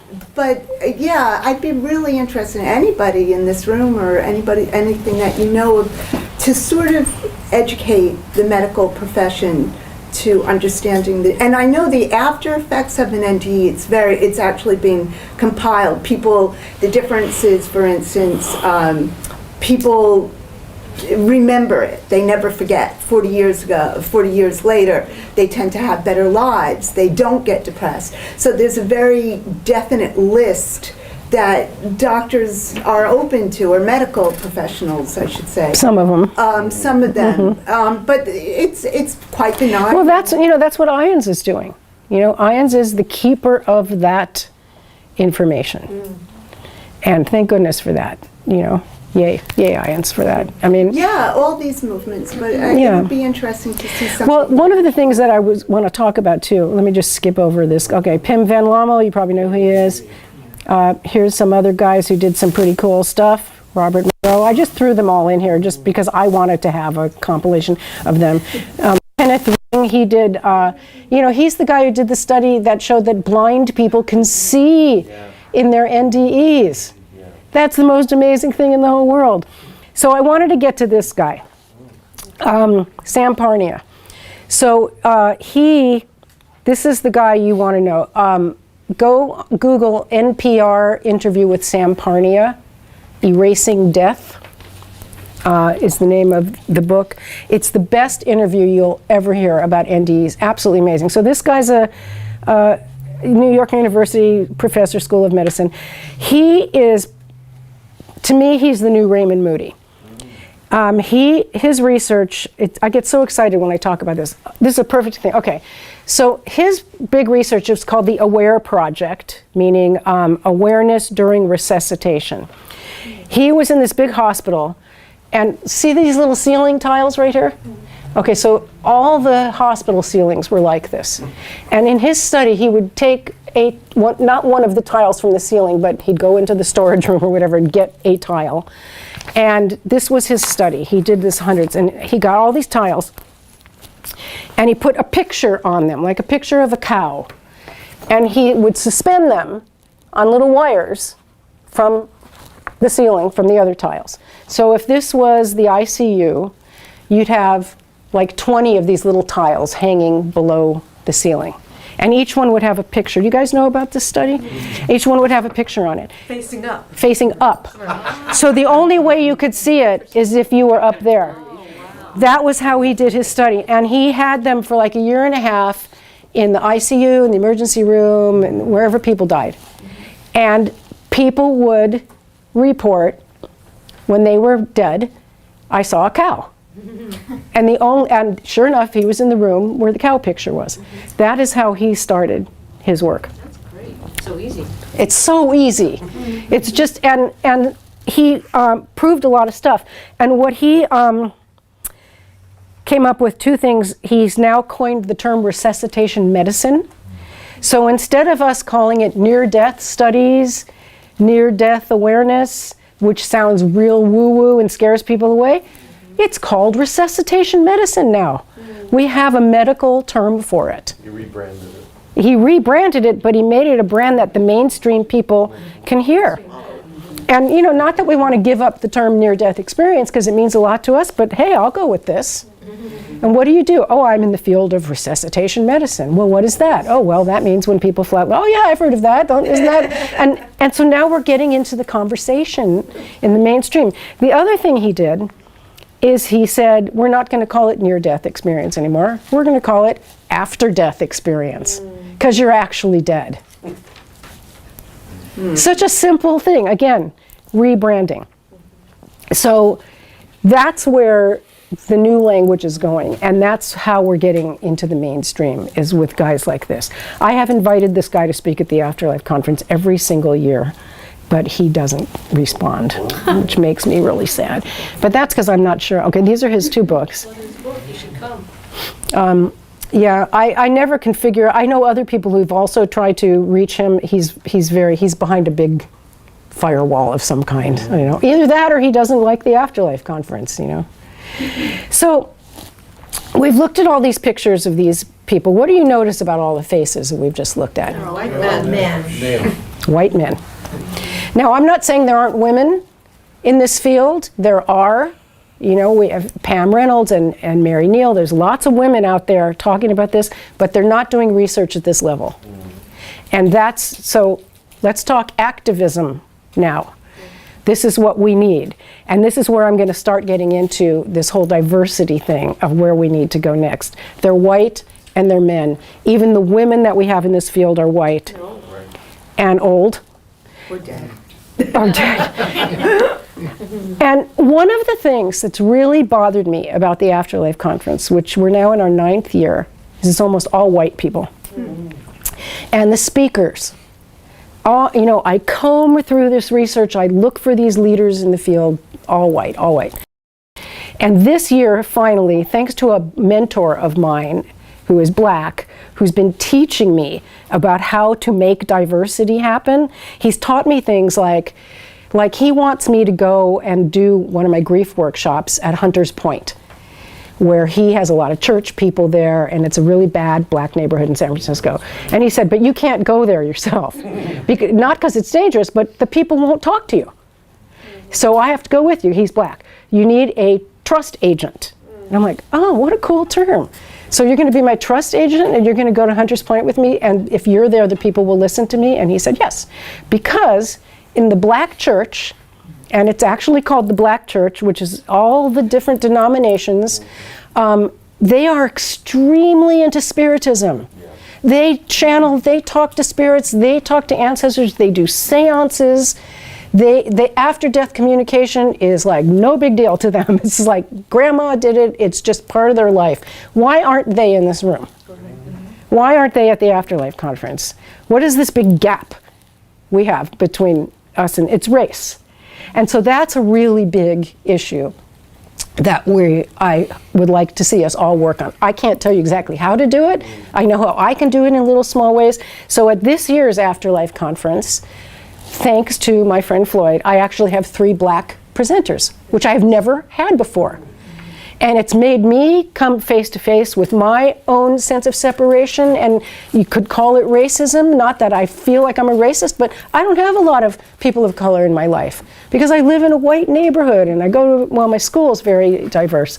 Anyway, so that's just a really huge thing. And I don't know how to tell us what to do about that. I just know how I've been able. There's a woman named Alua Arthur who is a death doula in Los Angeles. She's black. She does beautiful work. Sonia Lott is at the conference, and I'm bringing my mentor Floyd. So that's a really important thing. Where's your conference? This year, thank you for asking, it's going to be in Salt Lake City. We move it to a different city every year. And here are flyers. We may as well just stop for a commercial interruption. I don't have a lot of these, but if you think you might really actually come to Salt Lake City to the conference, do take one. And this is a $75 off coupon. Oh, that's nice. Yeah. When? Maybe there's other June people, sorry, 6th that through don't know 9th how many of people June. come to the. How many? The biggest year we had was 420, and the lowest was 170. So, could be, and this is my email list. We're just stopping and doing commercialism now. Fill this out if you want to know about the conference and be on my email list and hear about my workshops and events and the conference, of course. So, I haven't written on the okay. list. Okay. So did I skip? All right. I think I'll pass these around too. Since we're taking a commercial break. Also, I live in Sebastopol, which is north of here, and my friend Linda Backman, who's a past life regression therapist, who's really cool, is coming to town, and we're doing a workshop together in April in Sebastopol, which is about 50 miles north of here. So here's a flyer about that. You want to pass it? Your website, right? Yeah, everything's on my website. But, you know, go on the email, sign the email list, and you'll get everything. That's the best way. But if you're interested in doing this workshop, it's called Bereavement and Past Life Trauma. So if you're dealing with a big grief of some sort, what we're going to do, what Linda's going to do, a group regression and see like where in your past lives you have triggers for the grief that you're having now. What if you want someone to pass? Will that give you tips to help them get there? That was interesting. Okay, so while we're doing that, all right, so I put this little thing here, some ideas about how to be more proactive. And I just did this thing on diversity. The other thing too, not just the black church, but any Latinos in this room? Latinos are so mystical. Oh my God, the Day of the Dead? Hello? That's just the most cross-dimensional thing ever. They completely believe in this stuff. So we're not really looking at a world that we have to sell this idea to. We just have to figure out how to merge our two worlds. And I think that once we start doing that, and the more diverse that it gets, the more it will seep into the medical community. Now, speaking of the medical community, people of color do not like the white medical establishment. They're the last people who can tell the doctor that they had an NDE because they don't trust that, Okay. Anyway, let's see what else is on this list here. Any hospice volunteers here? Oh, good. Just two? Just two? Just two? Wow. Three? I've been an elder caregiver Okay. last 3 years of life for most of my clients. Okay. And so have you witnessed some deaths? Oh, yeah. Yeah. So one thing I would urge you to do that's pretty easy to do is to become a hospice volunteer. You want to get up close and personal to people leaving their bodies. This is how you do it. You got to do something. You got to get out of your house and go do something. And that is by far the easiest thing to do. You have to go through a little bit of training. It's not much. You can work in an inpatient hospice. You can do home visits and start being with people who are dying. Now, that doesn't mean that you can preach to them. You can't sit there and say, I had a near-death experience. Let me tell you about it. And maybe you can have one too. They do train you how to have these conversations. And so what you do is You never talk to a hospice patient about anything spiritual unless they ask. And so they may ask, and they may say, what, and what do you think happens when we die? Then you can tell them, well, I think, in my own personal opinion, blah, blah, blah. But the way that you can really help is by just gaining the experience. So imagine how it would be a year from now if you just spent the next year being a hospice volunteer, how different your knowledge would be from what it is right now. Is there legitimately a phenomenon where people, right before they're about to die, that like the day before they get, all of a sudden, it's like, joke's on you, I'm about to get better, and the next day, all of a sudden, their entire body breaks down? Yes, happens all the time. It's not that they think they're going to get better, they just perk up. Yeah. My grandmother. Mm-hmm. Their visitors come out of coma. A question about, you're talking about hallucinating, discerning hallucinating versus higher consciousness. I mean, are some people hallucinating? Would that be is there a division there? Well, drugs make you hallucinate. Okay. So if we remove the drugs from the picture, I would say nobody's hallucinating. They're all having interdimensional experiences. Now, if you give them Ambien, or something, they're going to act, because hallucinating comes from the brain, right? So the brain does all kinds of weird things. But when the brain is off, you can't be hallucinating. It can only be your soul that's having the experience. True. So if you're dead, your brain's off. Yeah. And there's also the perception of Where do what dreams fit into hallucination, your picture? my grandmother, we were all sure that Well, the Buddhists say, There's another discussion here. the Buddhists say that when you dream, your soul flies out of your body and it's attached by a silver cord. Yep. And then when you die, the cord is cut, just like an umbilical cord. That makes perfect sense to me. To what extent do you believe that being more aware of our dreams and the experience in real time, whether it's technically a lucid dream or not, can help us understand out-of-body states? 100%. I'm very fascinated with. Dream work is amazing, and I will tell you what I've done. I started keeping a dream journal in 1997. And it was, I'd wake up and I kept a little tape recorder by my bed, and I have amazing dreams. Sometimes I will take a 2-hour nap during the day just so I can dream, because I love my dreams so much. And so because I was always a really good dreamer, I'd keep this tape recorder by the bed. I'd wake up, I'd tell the dream into the tape recorder, then in the morning I'd get up and type it into a Microsoft Word document. That document is now 100 pages single-spaced, that I've been adding dreams since 1997. If you can, if for any reason, do this, start recording your dreams. It's the most powerful thing. And you can eventually start to have lucid dreams where you really are aware that you're dreaming. But even if you don't, the dreams are going to give you so many incredible messages about what's going on in your life. Are you familiar with J.W. Dunn's book, An Experiment with Time? This is something that I did several times, this experiment. Dunn was an early British aircraft designer back in the 1920s. And he had some theories of consciousness that he worked on. And one of the directions he took this in was to try to understand the nature of time and the perception of time. And the experiment is very simple. You do exactly what you've been describing. The moment you wake up, note it or record it in as much detail as possible. Before anything else comes into your mind, focus on the dream, note it. Do this for 2 weeks. Then after the 2 weeks, review the material and see how many of these impressions were precognitive.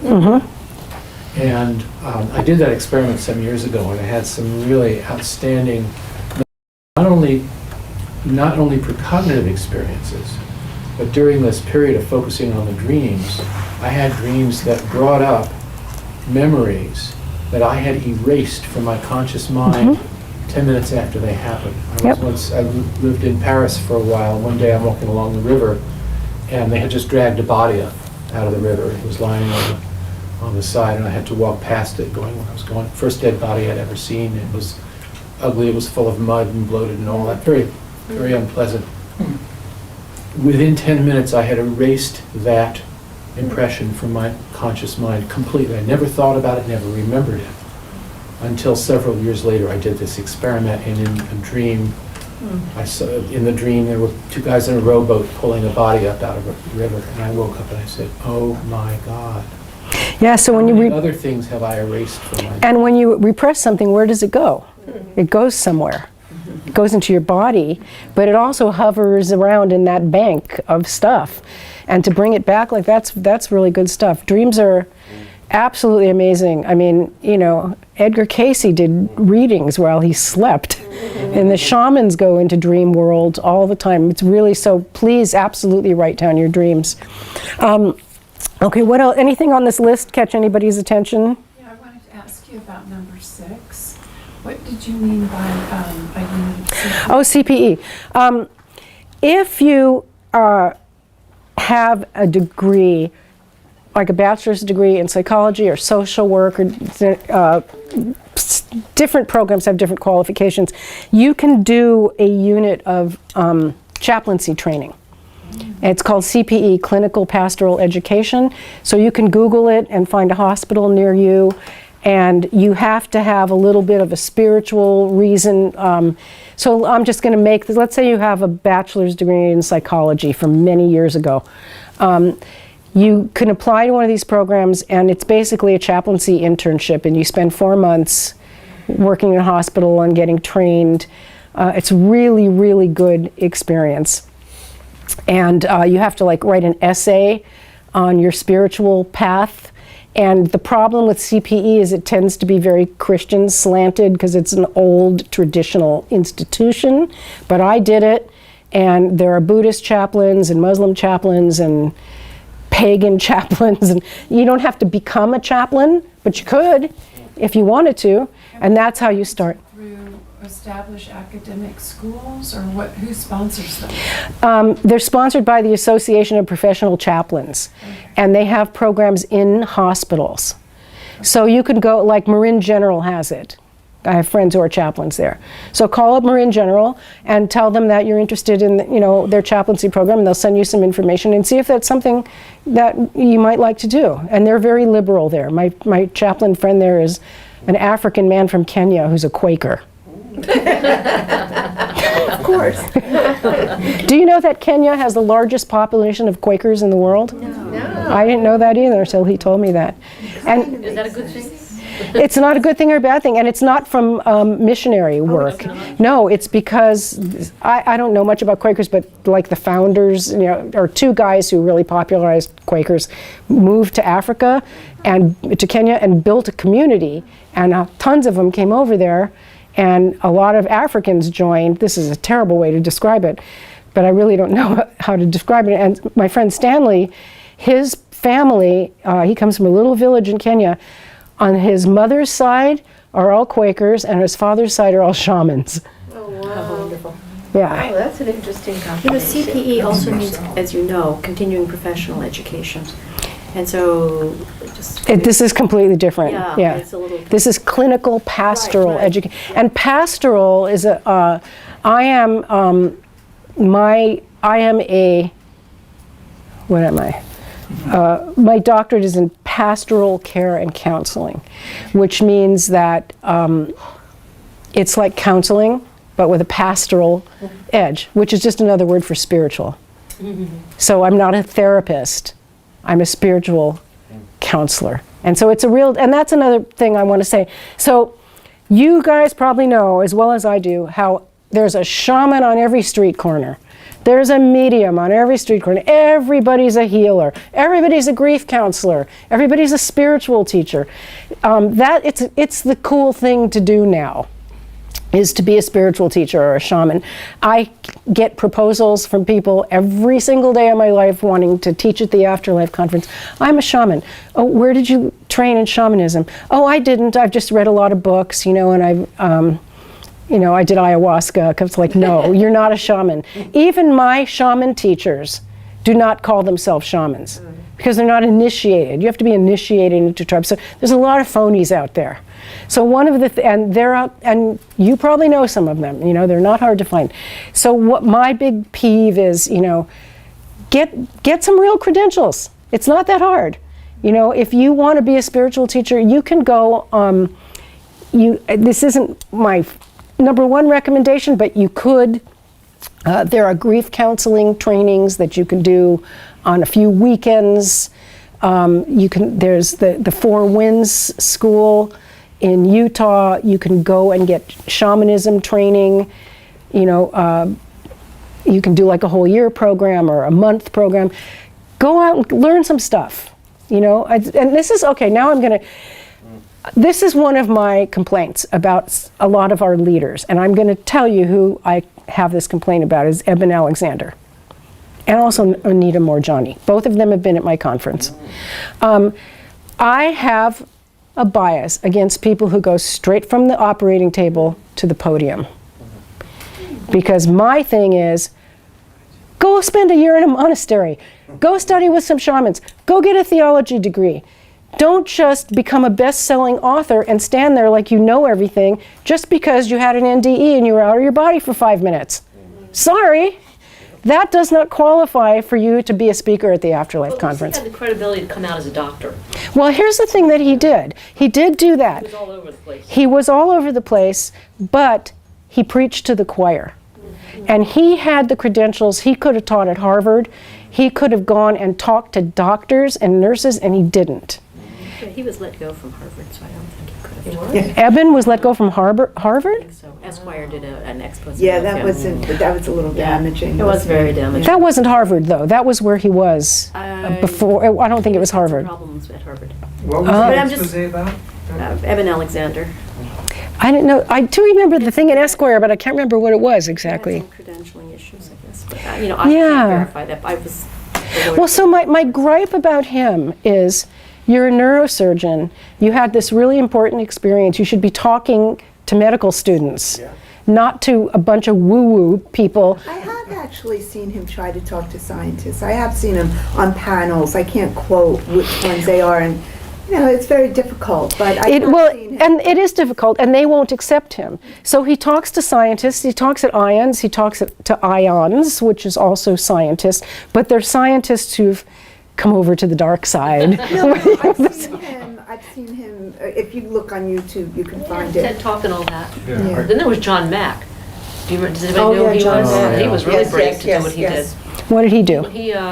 He believed people who thought that they were abductees, like alien abductees. So he was a Harvard psychiatrist.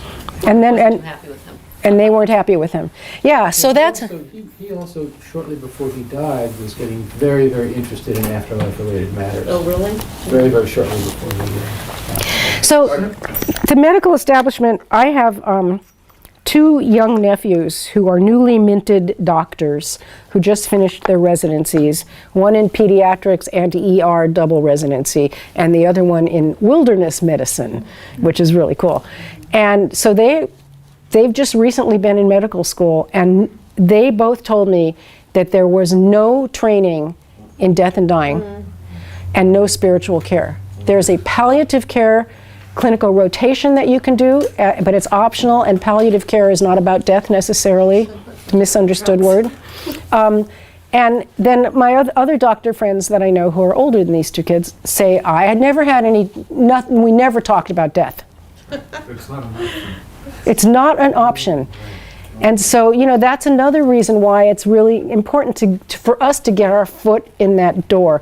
If it's as a chaplain, as it's a hospice volunteer, a grief counselor, just anything. So we need to get our foot in that door somehow, or get our information. That's why, I would say to Eben Alexander, just, fight for this. Don't give up. Go fight to go talk to the medical conferences. Just because they knock you down a few times, so what? But now what he's doing, he's preaching to the choir. Does anyone come up with a model that bridges the materialist and the greater perspective? And this is something I'm searching for in my work. I think some of these researcher guys have done that.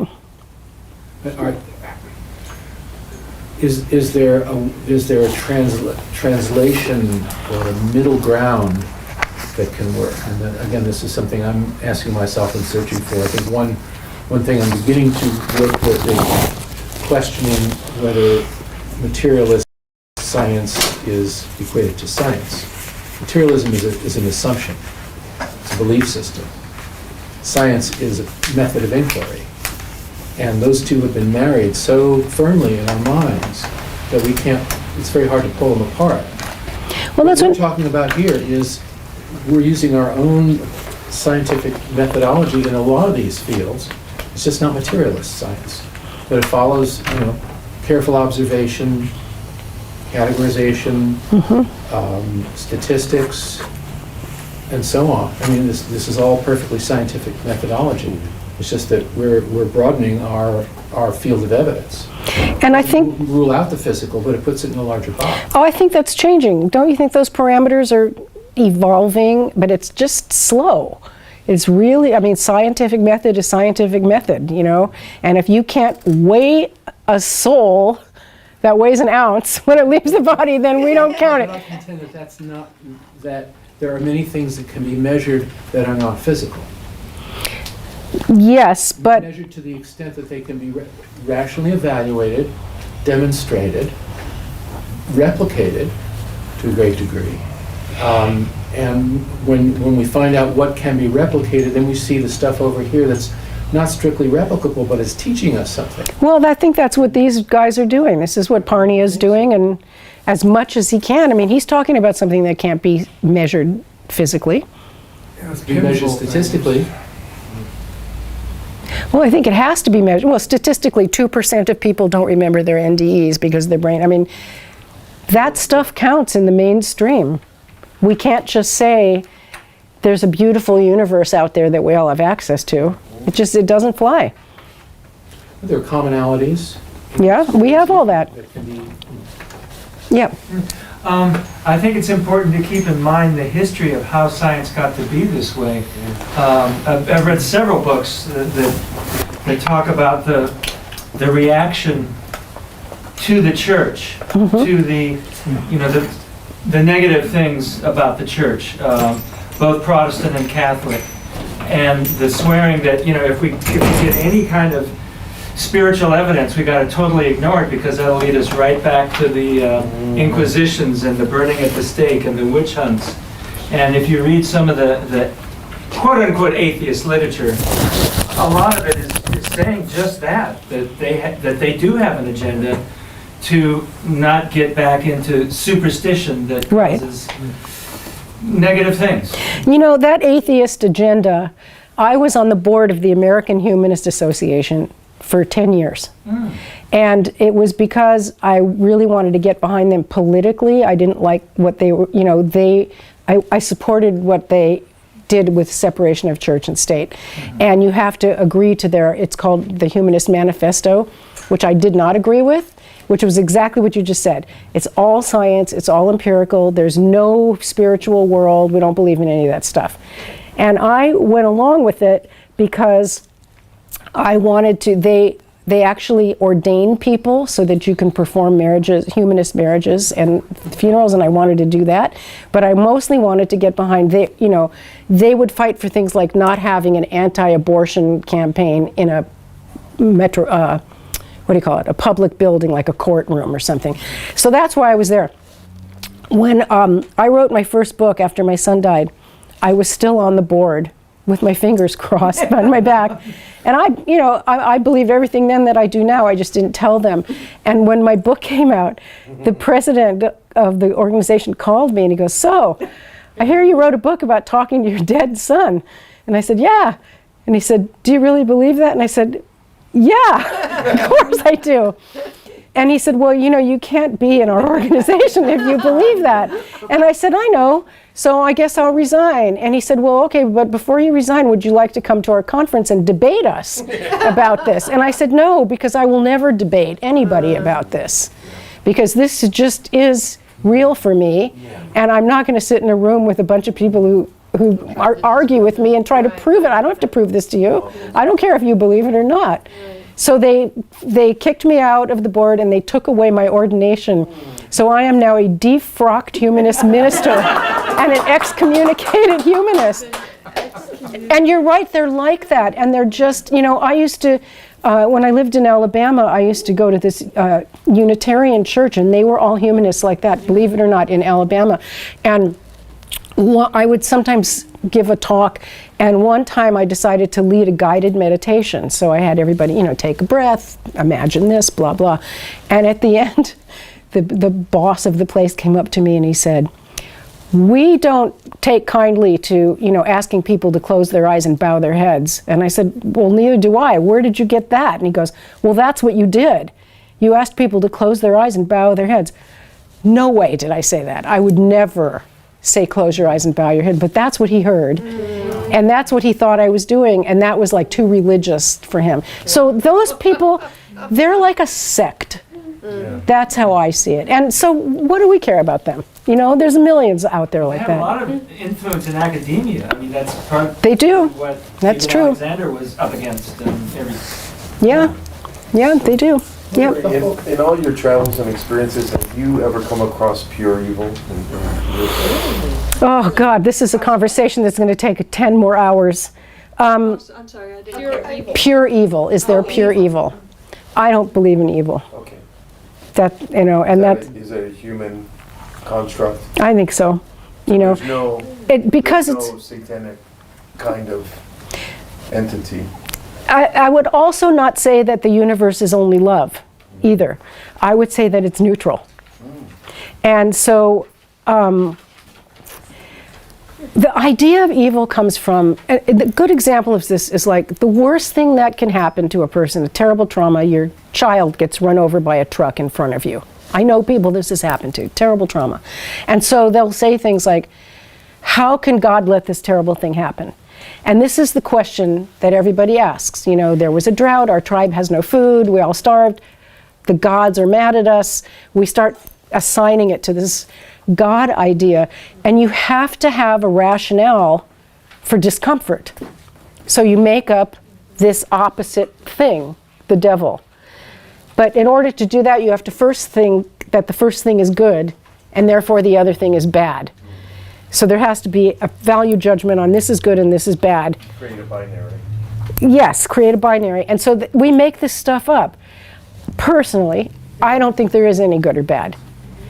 Really terrible shit happens, but I don't attribute it to some evil forces because I don't have that binary. I don't see the universe as good or bad. And so when I'm talking to religious people, I'll say things like, what if, what's your biggest question about God? Well, how could God let the Holocaust happen? God loved the Jews. How could that happen? Something like that. And I'll just say, what if God is neutral? What if God doesn't have an opinion? And it's just this force of creation. It's just, I don't care what you do. The river doesn't care if it dries up.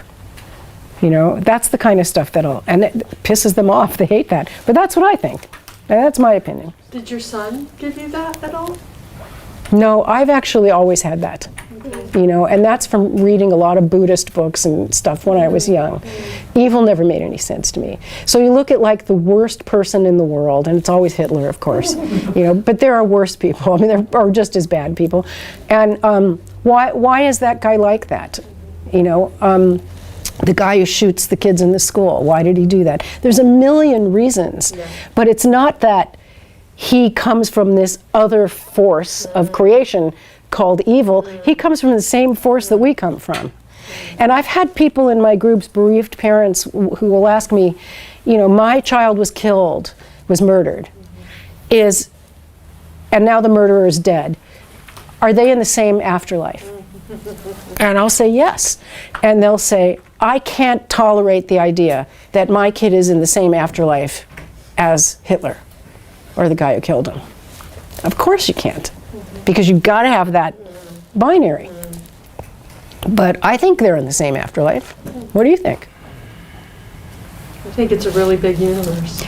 Well, that's the other thing. There's not like one afterlife. There's like billions of dimensions, and this is a really cool thing that I like about, having this biblical knowledge. So Jesus said, in my Father's house are many mansions.